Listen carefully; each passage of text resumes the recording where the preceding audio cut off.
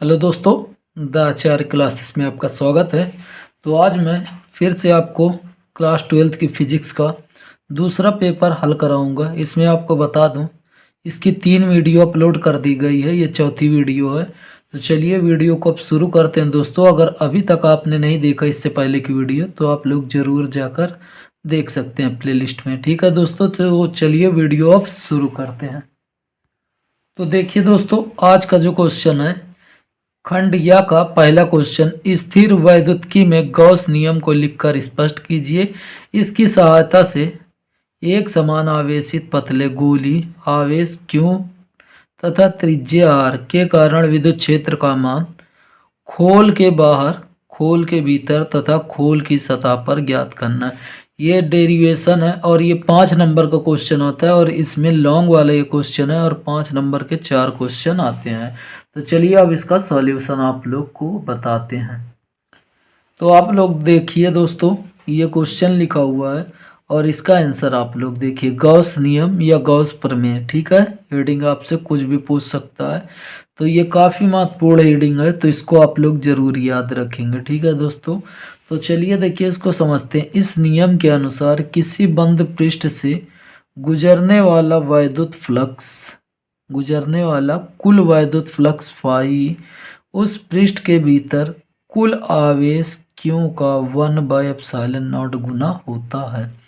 तो दोस्तों ये एकदम छोटी सी परिभाषा वैसे आपको याद होगी, नहीं याद तो आप लोग इतना याद कर सकते हैं कि इस नियम के अनुसार किसी बंद पृष्ठ से गुजरने वाला वैद्युत फ्लक्स उस पृष्ठ से, उस पृष्ठ के भीतर स्थित कुल आवेश क्यू का मतलब होता है गुणा। ठीक है, क्यू का 1/ε0 गुना होता है। इसको आप दूसरा भी फार्मूला आप यह समझ सकते हैं, देखिए, या तो इसको आप ऐसे समझ सकते हैं।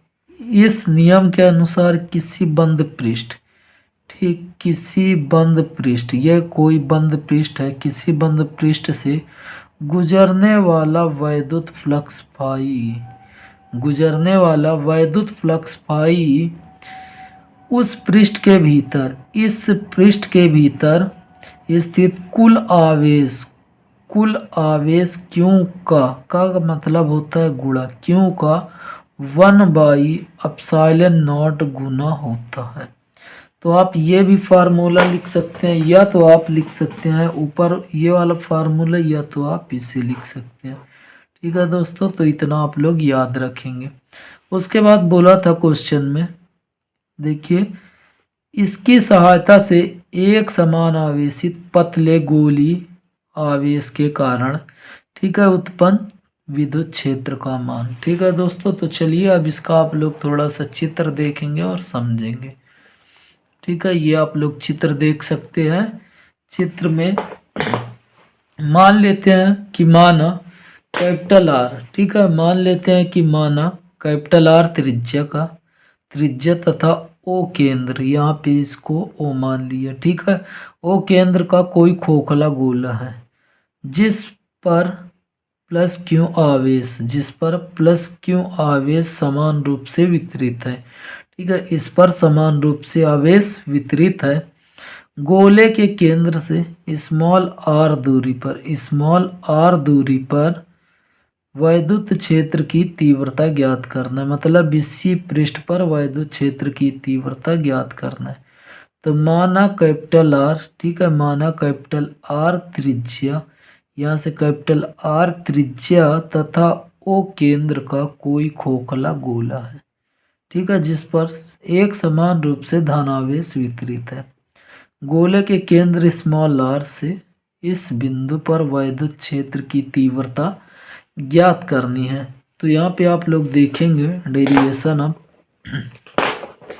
डेरिवेशन में पहले पूछा था खोल के बाहर, ठीक है, खोल के बाहर कैपिटल आर, ठीक है, कैपिटल आर पर वैद्युत क्षेत्र की तीव्रता।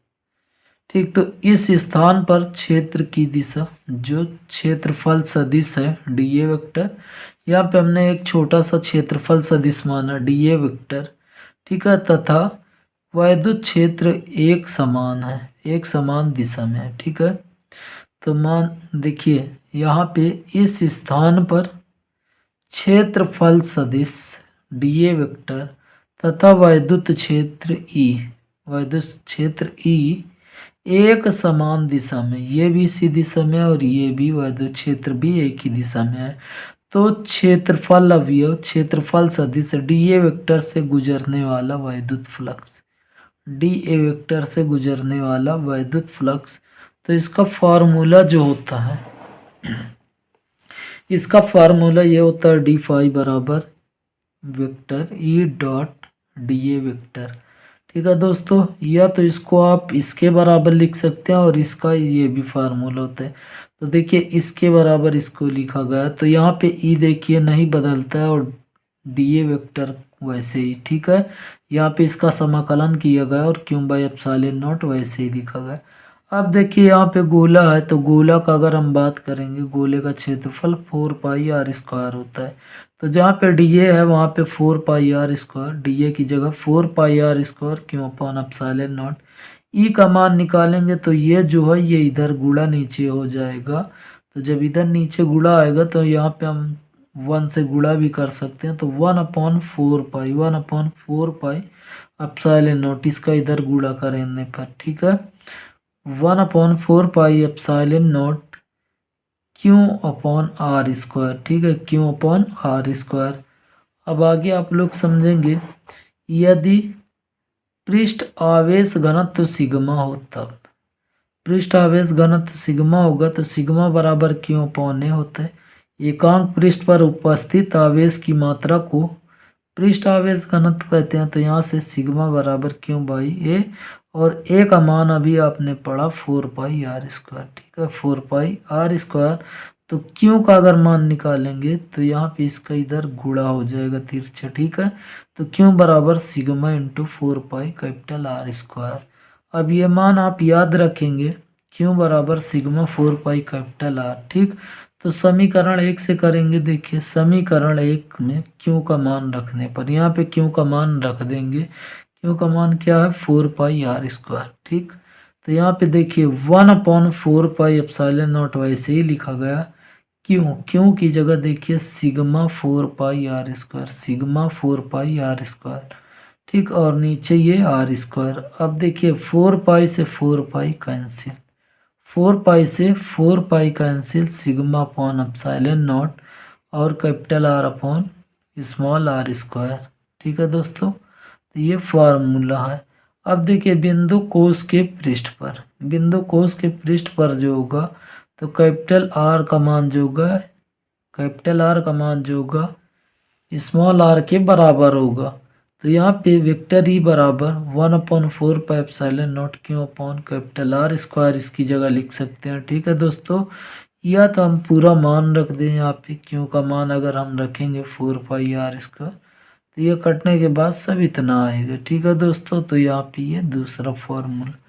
फिर खोल की सतह पर बोला था, तो खोल की सतह पर जो होगा कैपिटल आर का मान अधिक होगा स्मॉल आर से, इसलिए वेक्टर ई बराबर 0। ठीक दोस्तों, तो आप लोग ये इसका सॉल्यूशन था, इसको आप लोग देख सकते हैं। यहाँ से ये गॉस का नियम, उसके बाद आप लोग इसको आराम से देखकर पढ़ सकते हैं, नहीं लिख सकते हैं। ठीक है दोस्तों, तो आप लोग ये इसको देख सकते हैं। इसके बाद चलिए देखिए अगला क्वेश्चन।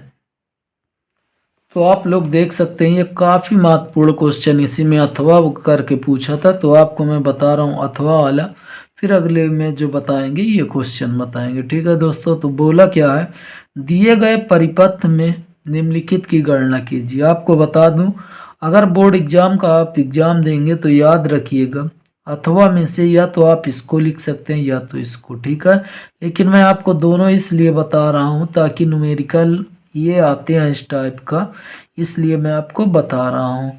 तो आप लोग चलिए देखिए इसका न्यूमेरिकल। ठीक है, दिए गए परिपथ में निम्नलिखित की गणना कीजिए, ये सवाल दिया है। फिर परिपथ की तुल्य धारिता पहले ज्ञात करना, फिर 3 माइक्रोफैरड तथा 2 माइक्रोफैरड वाले संधारित्रों पर आवेश। ठीक, तो ये क्वेश्चन था दोस्तों, तो इसका आंसर आप लोग देखेंगे। ठीक, तो सबसे पहले ये सवाल हम लोग देखते हैं। यहाँ पे अगर ऐसे कोई सवाल आ जाता है, इसको हम लोग सबसे पहले वेट स्टोन सेतु चेक करते हैं। तो ये होता है पी ये क्यू, ठीक है, पी बाई क्यू बराबर आर अपॉन एस। ठीक, अब देखिए यहाँ पे अगर काटेंगे 6 दूनी 12, तो मतलब पी अपॉन क्यू का मान जो है 2। इसी प्रकार 3 से काटेंगे तो देखिए 3 का से काटेंगे 3 दूनी 6, 6 दूनी 12 और 3 दूनी 6, तो 2 बराबर 2 आ जाएगा। इसीलिए यह एक व्हीट स्टोन सेतु है। व्हीट स्टोन सेतु होगा तो ये 2 माइक्रोफैरड में कोई धारा नहीं बहेगी, 2 माइक्रोफैरड में कोई धारा नहीं बहेगी। अब देखिए 12 और 6 ये दोनों जो है श्रेणी क्रम में, किस क्रम में? श्रेणी क्रम में। और श्रेणी क्रम का जो फार्मूला होता है दो संधारित्रों के लिए, तो याद रखिए गुणनफल बटे योगफल, गुणनफल बटे योगफल। C1 का मान ये, C2 का मान ये। तो देखिए 12 C1 का मान और C2 का मान 6, 12 छंग 72 और 12 6 18। अगर आप इसको काटेंगे तो 18 चौक होता है 72। तो C1 डैश का मान कितना आ गया? C1 डैश का मान आ गया 4 माइक्रोफैरड। उसके बाद आप लोग आगे देखेंगे 6 माइक्रोफैरड तथा 3 माइक्रोफैरड भी श्रेणी क्रम में। ये देखिए 6 और 3 ये दोनों भी श्रेणी क्रम में हैं। ठीक है दोस्तों, तो यहाँ पे आप लोग देख सकते हैं श्रेणी क्रम का ये। तो C2 डैश बराबर देखिए 6 और ये 3, मतलब C1 इंटू C2 बराबर बटे C1 प्लस C2। तो C1 का मान है 6 और C2 का मान है 3। ठीक है दोस्तों, ये तो यहाँ पे अगर हम करते हैं तो देखिए यहाँ पे आ जाता है 6 त्रिक 18 और 6 3 9। इसको अगर आप काटते हैं तो ये आ जाता है 2 माइक्रोफैरड। कितना आ जाता है? 2 माइक्रोफैरड। ठीक दोस्तों, उसके बाद तुल्य धारिता ज्ञात करनी होती है। तो यहाँ पे आप लोग कुछ बातें ध्यान देंगे तुल्य धारिता में। ठीक है, तुल्य धारिता में जो फार्मूला होता है वो आप लोग याद रखें। अब देखिए इसको जब हमने हल किया, ठीक है, इसको जब हमने हल किया 4 माइक्रोफैरड है, इतने टोटल को हल करने पर 4 माइक्रोफैरड। उसके बाद अगर नीचे हल करेंगे तो इसका जो आएगा वह 2 माइक्रोफैरड होगा। ठीक है दोस्तों, जब 2 माइक्रोफैरड ये आ गया तो अब तुल्य धारिता आराम से ज्ञात कर सकते हैं। तुल्य धारिता के लिए मैंने आपको बताया ये दोनों श्रेणी क्रम में और ये दोनों श्रेणी क्रम में।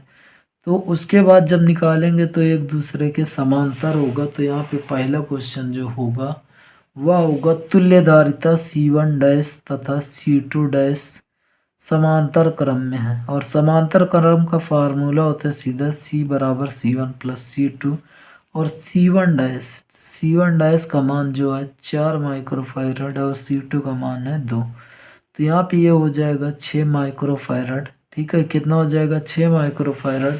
इसी प्रकार अगला आप क्वेश्चन हल कर लेंगे 2 माइक्रोफैरड में आवेश का मान। तो आवेश का मान जो होता है यहाँ पे 0 होगा। ठीक है, तो फार्मूला यहाँ पे होता है Q बराबर CV, Q बराबर CV। C का मतलब 6, ठीक है, धारिता और V का मतलब वोल्ट। तो यहाँ पे 6 दाम 60। ठीक है दोस्तों, तो Q का मान ये आ गया, Q का मान ये आ गया। तो C2 में कुल आवेश, ठीक, C2 में जो कुल आवेश होता है Q बराबर CV। और Q का मान मैंने रखा 2 और CV। ठीक है, तो Q बराबर CV, तो यहाँ पे 2 गुणे 10। ठीक है, C2 का मान कितना है? 2 और V का मान 10। तो यहाँ पे अगर हम गुणा करते हैं तो देखिए हो जाता है 2 दाम 20। ठीक, तो माइक्रो कूलम। अब हमसे पूछा क्या था कि देखिए यह आवेश 6 माइक्रोफैरड तथा 3 माइक्रोफैरड पर समान होगा। ठीक है, 3 माइक्रोफैरड और 6 माइक्रोफैरड पर समान होगा। तो 3 माइक्रोफैरड पर 20, ठीक है, 20 माइक्रोफैरड होगा। ठीक है दोस्तों, तो ये था इसका सॉल्यूशन आप लोग ज़रूर कर लीजिएगा, क्योंकि इस टाइप का क्वेश्चन आता है तो आप लोग इसको अच्छे से ज़रूर कर लीजिए।